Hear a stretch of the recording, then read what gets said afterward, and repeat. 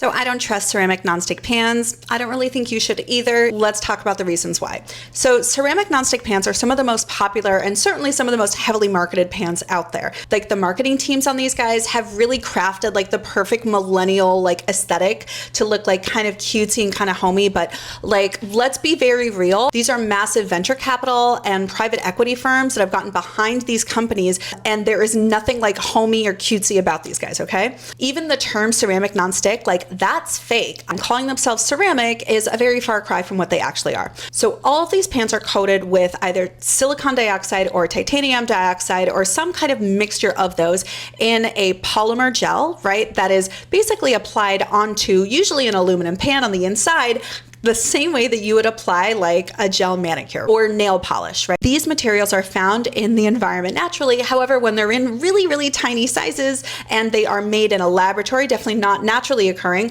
that's when they end up being harmful to our bodies. And both silicon dioxide and titanium dioxide have been linked to lots of really harmful impacts on our body when we eat them. Okay? Titanium dioxide was recently discovered to also be linked to obesity. It messes up the hormones in your body, and silicon dioxide has been linked to some pretty scary stuff, okay?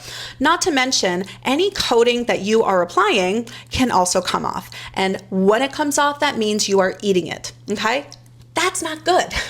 But lastly, one thing I really take issue with on these pans is that a lot of them label themselves as being PFAS free, but that is kind of a lie, y'all. It turns out that a lot of these pans are actually made using PFAS used in the processing, and as a result, a lot of PFAS are actually ending up in trace levels within the pans themselves. There was one tested earlier this year, and sure enough, they found that the ceramic nonstick pan, it had PFAS in it. And if you got a ceramic nonstick pan, you're probably trying to avoid Teflon, yet here are those toxic cancer-causing chemicals that you're trying to avoid.